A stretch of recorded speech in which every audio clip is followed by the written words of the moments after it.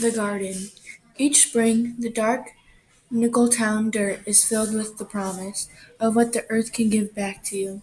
If you work the land, plant the seeds, pull the weeds. My southern grandfather missed slavery by one generation.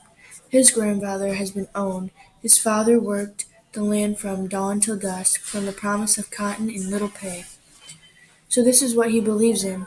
Your hands in the cool dirt until the earth gives back to you all that you've asked of it. Sweet peas and collards, green peppers and cukes, lettuce and melon, berries and peaches, and one day, when I'm able, my grandfather says, I'm going to figure out how to grow myself a pecan tree. God gives you what you need, my grandmother says. Best not to ask for more than that. My grandfather says, and goes back to working the land, pulling from it all we need, and more than that. Gunner's children. At dusk, just as the fireflies flicker on my grandfather makes his way home, we see him coming slow down the road, his silver lunchbox bouncing soft against his leg. Now, as he gets closer, we hear him singing. Where will the wedding supper be? Way down yonder in a hollow tree? Uh-huh. Good evening, Miss Clara. Evening, Miss May. How's that leg, Miss Bell? What you cooking, Auntie Charlotte? You thinking of making me something to eat? His voice ringing down the Hall Street, circling round the roads of Nickeltown, and maybe out into the big wide world, maybe all the way up in New York. Aunt Kay's hearing it, and thinking about coming home. Then he is close enough to run to the three of us, climbing him like a tree until he laughs out loud. We call him Daddy. This is what our mother calls him. This is all we know now. Our daddy seems taller than anyone else in all of Greenville, more handsome too. His square jaw and light brown eyes, so different from our own narrow-faced, dark-eyed selves. Still, his hand is warm and strong around my own as I skip beside him. The wind blowing up around us, he says, "Y'all are Gunner's children. Just keep remembering that. Just keep remembering." This is the way of Nickeltown evenings, Daddy coming home, me jumping into his arms, the others circling around him, all of us grinning, all of us talking, and all of us loving him up. At the end of the day, there are white men working at the printing press, besides Daddy. Their fingers blackened with ink so that at the end of the day, palms up, it's hard to tell who is white and who is not. Still, they call my grandfather Gunner, even though he's a foreman and is supposed to be called Mr. Irby, but he looks the white men in the eye, sees the way so many of them can't understand a colored man telling them what they need to do. This is new, too fast for them. The South is changing. Sometimes they don't listen, sometimes they walk away. At the end of the day, the newspaper is printed, the machines are shut down, and each man punches a clock and leaves. But only colored folks come home to Nickeltown. Here you can't look right or left or up or down without seeing brown people, colored town, brown town, even a few mean words to say where we live. My grandmother tells us it's the way of the South. Colored folks used to stay where they were told they belong, but times are changing and people are itching to go where they want. This evening, though, I am happy to belong to Nickeltown. Day work.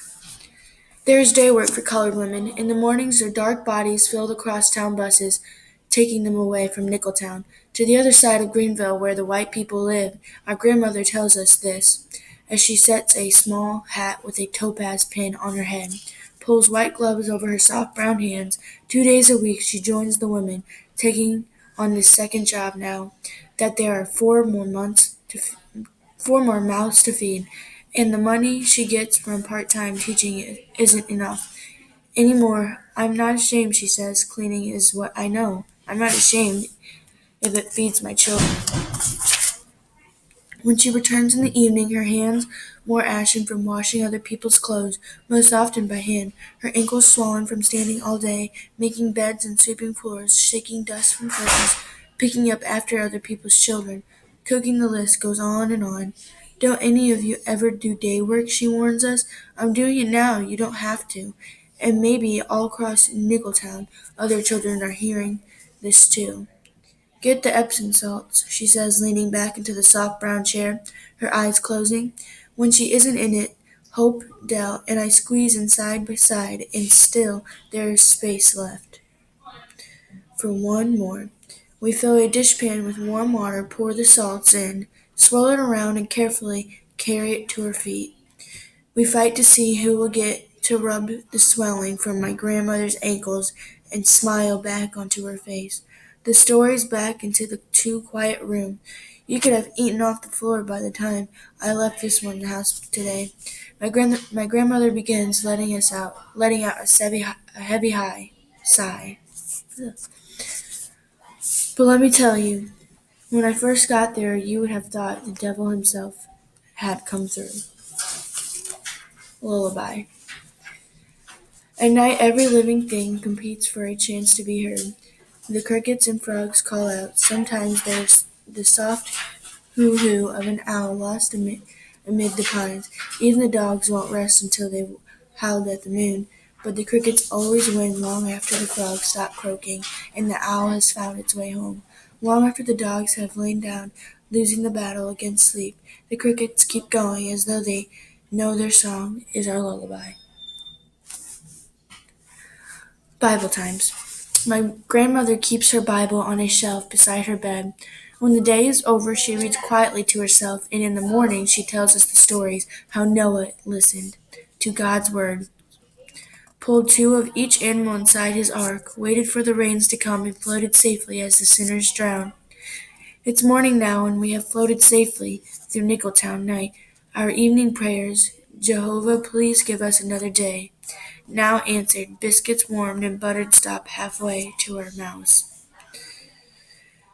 How much rain did it take to destroy the sinners? What lies did they tell to die such a death? How loud was the rain when it came, and how did no one know that the cobra wouldn't bite, the bull wouldn't charge, the bee wouldn't sting? Our questions come fast, but we want the stories more than we want the answers, so when my grandmother says, hush, so I can tell it, we do. Jacob's dream of a ladder to heaven and Jesus with the children surrounding him, Moses on the mountain, fire burning words into stone. Even Salome intrigues us, her wish for a man's head on a platter. Who could want this and live to tell the story of that wanting? Autumn is coming. Outside there is sound of wind through the pine trees, but inside there are stories, there are biscuits and grits and eggs, the fire and the pot-bellied stove already filling the house with warmth. Still we shiver at the thought of evil Salome. Chew our biscuits slowly. We are safe here, miles and years away from the Bible times. The Reader. We can't find my sister. We know she's under the kitchen table, a book in her hand, a glass of milk, and a small bowl of peanuts beside her. We know we can call Adela's name out loud, slap the table hard with our hands, dance around it singing, she'll be coming round the mountain. So many times the song makes us sick, and the circling makes us dizzy, and still my sister will do nothing more than slowly turn the page. The beginning.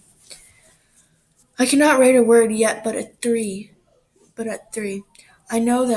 I now know the letter J, love the way it curves into a hook, that I carefully top with a straight the hat, the way my sister has taught me to do.